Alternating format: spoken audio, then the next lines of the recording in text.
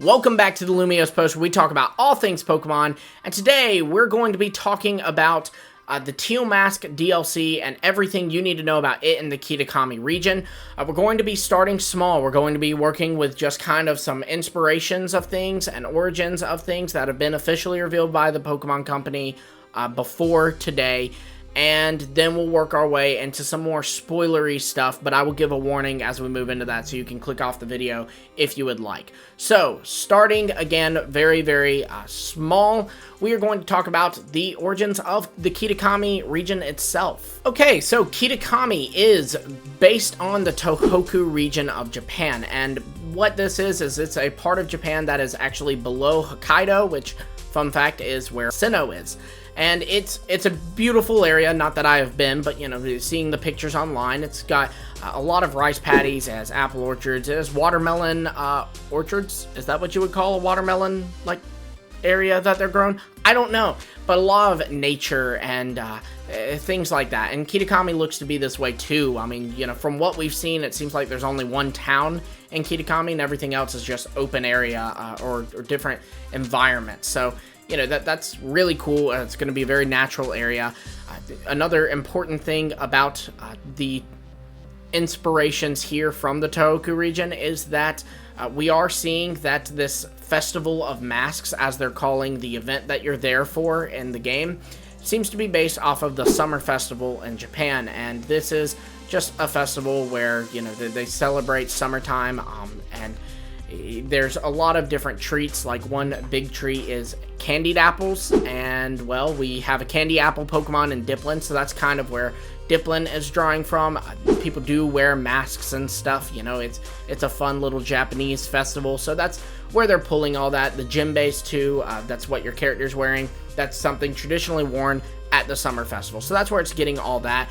To move into kind of the stories that we're seeing here. So, with Ogerpon, we are seeing actually influences of two different Japanese folktales. So first off, there is Momotaro, and Momotaro is a story about this boy who was born from a peach, fun fact, and he goes out on an adventure to this Oni Island, which even is typically depicted as like this giant Oni head, very similar to how the mountain in Kitakami looks to be depicted as a giant Oni head. But he goes there to basically get this treasure from this Oni king and like his little Oni group. And along the way, he meets a talking pheasant, a talking dog, and a talking monkey. And of course, we're seeing inspirations there with Okidogi, Monkidori, and Pheasantipity. So they go together to this island and they stop the Oni, they take his treasure, they steal it and all that. And this, of course, is important because the Oni in this case would be Ogerpon, whereas the treasure, well, we don't know what the treasure is in game, but it is important to note that this DLC is called the Hidden Treasure of Area Zero. So very likely it'll be something that ties into that and kind of plays around with that idea. So that's interesting. I'm very excited to see what is going on there. Now, we also have this other story that Ogerpon seems to represent, and that is Shutendoji. And Shutendoji is the story, fun fact, it's actually what Majora's Mask is based off of, where this kid feels like an outcast, and he picks up a mask and puts it on, and the mask turns out to, like, be evil, and it's, like, actually an Oni, and it's evil and all. So it takes control of the kid and basically starts making this kid do these very evil things. Again, if you've played Majora's Mask, you're like, wait, like, Skull Kid, and you're getting all the references. Well, anyways, as this is happening, this samurai, or this hero, maybe he's not a samurai, but the hero character ends up having to decapitate this kid. And so he does exactly that, and what happens after that is the mask fully grows big into this giant Oni head and starts attacking everybody in the village. And this is important because you can actually see this in Ogerpon's little terrestrial form that we're seeing here. You know, it has this giant head similar to in Shutendoji. When the head is decapitated from the boy, it turns into a giant Oni head. we definitely don't know what's going on with the story of this. You know, we are today learning about it as we're playing through it, but it's been speculated that maybe Kiernan is kind of supposed to represent the boy who finds the mask. Some people speculate he's Ogerpon. I don't know about all that, but I do think he will have ties to Ogerpon, so, you know, that is something to look for, given the most recent Presents trailer for the Teal mask. But yeah, I'm very excited for it. So now to move into a more spoilery territory. So first we're going to be talking about Perrin. So Perrin has been officially revealed. This is Adaman's descendant, by the way, in case you didn't pick up on that. I don't know how you didn't, though, to be frank, because it's very apparent.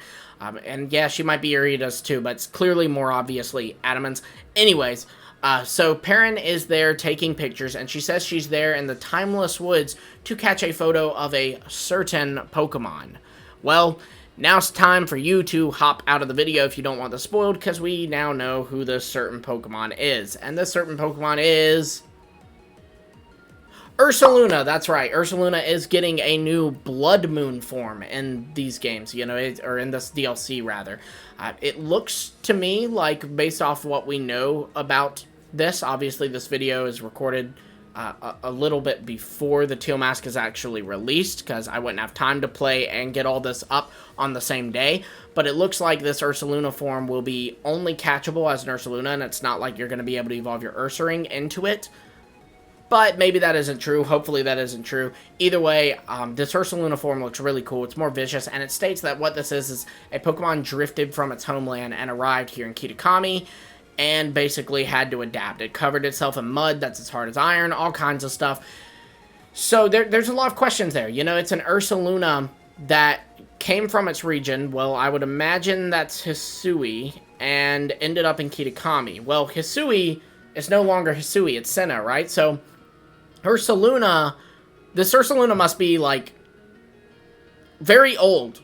Very, very old. So I wonder if they're going to address that. And it does also technically mean this is, well, it's not a regional variation per se, but it's, because regional variation is something that happens over time. You know, it's not like a Cantonian Sandshrew one day woke up as an Alolan Sandshrew. No, just as it bred over time, eventually the Sandshrews in Alola just became Alolan Sandshrew.